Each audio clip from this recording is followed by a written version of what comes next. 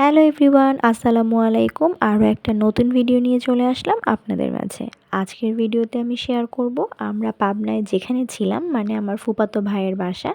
সেই বাসাটাকে ভাবি এত সুন্দর করে সাজিয়ে রেখেছে, আমাদের কাছে তো ভালো লেগেছে। তো ভাবলাম আজকে আপনাদের সাথে সেটাই শেয়ার করি, আশা করি ভালো লাগবে। আর আজকের ভিডিওতে আমি শুরু করছি প্রথম দিন রাত থেকে, মানে আমরা যেদিন এসেছিলাম সেই দিন রাত। এখানে রাতে ভাবি আমাদের জন্য ডিনার রেডি ছিল এখানে গরুর মাংস, সাথে ছিল সাদা ভাত, এর পাশাপাশি ছিল পাতলা ডাল।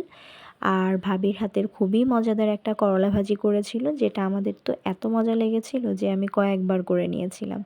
সাথে পোলাও রোস্টও ছিল, কিন্তু ওগুলো আর ধরা হয়নি।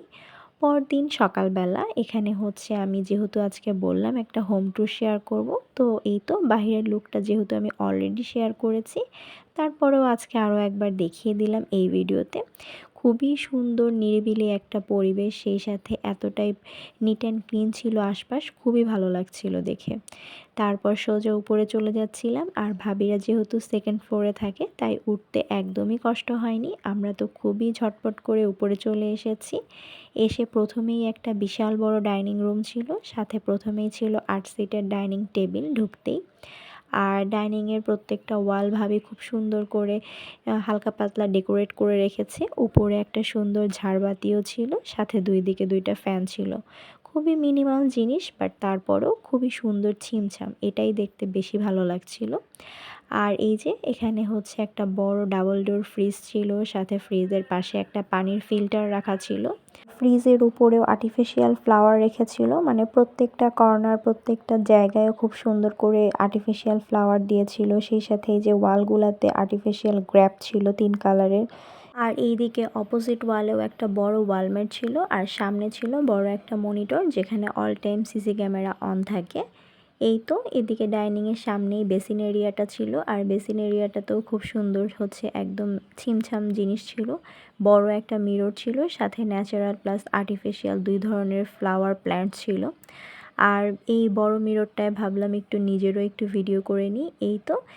আর বাসাটা আপনাদের কেমন লাগছে সেটা কিন্তু অবশ্যই কমেন্টে জানাবেন। তবে আমার কাছে ডাইনিং টেবিলটা সবথেকে বেশি ভালো লেগেছে। অল টাইম এরকম সুন্দর গুছানো থাকে, পরিপাটি। খাবার শেষ আবার এভাবেই সুন্দর করে গুছিয়ে রাখা হয়। আর এই ফ্লোরে টোটাল 5টা রুম আছে। এখন আমি আপনাদেরকে বাকি রুমগুলো এক এক করে ঘুরে দেখাচ্ছি। প্রথমেই শুরু করছি আমার ফুপির রুম দিয়ে। ফুপি যে রুমটাতে থাকে এই রুমটাও ভাবি খুব সুন্দর করে গুছিয়ে রেখেছে। ঢুকতেই প্রথমে এসি চোখে পড়লো, সাথে ফ্যান তো আছেই। আর ছিল প্রথমে একটা বেডের পাশে একটা ওয়ার্ড্রপ, সাথে ওয়ার্ড্রপের সাথে ম্যাচিং করে একদম ওই সেম কালারেরই ছিল একেবারে সাথেই ড্রেসিং টেবিল। এই তো একদম বেসিক জিনিসপত্র, যেগুলো না হলেই না। ও হ্যাঁ, এগুলোর পাশে কিন্তু রুমে আরও একটা বড় ওয়াল আলমারি, মানে স্টিলের আলমারি ছিল। এই যে খুবই মানে অল্প কয়েকটা জিনিস, বাট তারপরেও খুব সুন্দর গোছানো পরিপাটি। এখন চলে আসলাম আমরা আরও একটা রুমে। এই রুমটায় বেসিক্যালি টিচার আসলে পড়ানো হয়, মানে আমার ভাইয়ের ছেলেরা এই রুমটাতে বসেই ওরা ওদের টিচারের কাছে পড়ে। এই রুমটাও দেখেন কতটা সুন্দর। ওই যে কর্নারটায় ঢুকতেই প্রথমে চোখে পড়লো একদম উপর থেকে নিচ পর্যন্ত আর্টিফিশিয়াল ফ্লাওয়ারগুলো দেয়া, সাথে একটা ডাবল বেড ছিল। আর এইদিকে একটা টিভি আছে, যেহেতু এটা ইউজ হয় না তাই এটাকে এভাবেই ঢেকে রাখা হয়েছে। আর এদিকে দুইটা সিঙ্গেল সোফা দেয়া ছিল। এই তো। আর এগুলোর পাশে এই রুমটার ওই যে অপোজিটে আরও অনেকগুলো রুম ছিল ওইদিকে। তারপর এখানে দেখেন এত এত বই খাতা, যেহেতু এখন ঈদের ছুটি তাই বই খাতাগুলোকেও এখন ছুটিতে রাখা হয়েছে। আর না হয় ওরা অল টাইম ওদের টিচার আসতেই থাকে। তো যাই হোক, এখন আমরা আপনাদেরকে পাশে বারান্দাটা বললাম, যেহেতু ঢুকতেই এখানে বারান্দাটাও আপনাদের সাথে একটু শেয়ার করি। খুবই ছোট্ট একটা বারান্দা, আর এই বারান্দাটার মধ্যেও কিন্তু একটা ওয়াশরুম আছে, সেটাও খুবই ছোট। যেহেতু বাহিরে টিচাররা আসলে যেহেতু এখানে ইউজ করতে পারে, সেরকমই একটা ছোট ওয়াশরুম দেয়া আছে। ওয়াশরুমটাও ছোটোর মধ্যে, বাট সব কিছুই এই ছোট জায়গার মধ্যেও খুব সুন্দর মতো দেয়া ছিল, দেখতেই পাচ্ছেন হয়তো বা। তো এই যে এটাই ছিল। আর সেই সাথে এদিকে আরও একটা কর্নার, মানে ডোরের পিছনে একটা সাইডে এখানে ওয়াশিং মেশিনের ব্যবস্থা। এখানে হচ্ছে একদম খুব সুন্দর করে মানে একেবারে হচ্ছে লাইন করে নেওয়া হয়েছিল। তো এই যে এখানে ওয়াশিং মেশিনটাকে ভাবি একদম সুন্দর মতো কাভার পরিয়ে রেখেছিল। তো যাই হোক, চলেন এখন আমরা আবারও অন্য আরেকটা রুমে চলে যাই। এখন আমি আপনাদের সাথে শেয়ার করব আমার ভাবির রুম, মানে ভাবি যেই রুমটাতে থাকে সেই রুমটা আপনাদের সাথে শেয়ার করছি। এই রুমটায় ঢুকতেই এখানেও একটা এসি আছে এই রুমটাতে, আর সাথে একটা ডাবল বেড, বেডের পাশে আছে একটা বেডসাইড টেবিল। এই তো দেখতেই পাচ্ছেন, এই রুমটাতে অবশ্য দুই দিকে দুইটা বড় জানালা দেওয়া আছে। খুবই আলো বাতাস, দিনের বেলায় একদমই লাইটের প্রয়োজন হয় না। এদিকে একটা ড্রেসিং টেবিল দেয়া আছে, সাথে একটা বড় শোকেস ছিল। আর এই প্রত্যেকটা মানে শোকেসে ভরা জিনিসপত্র, এবং প্রত্যেকটা জিনিস ভাবি হচ্ছে বাইরে থেকে নিয়ে এসেছিল। তো সেগুলো দিয়ে খুবই সুন্দর করে সাজিয়ে গুছিয়ে রেখেছিল। আর এই রুমটার সাথে একটা অ্যাটাচ বাথরুমও আছে।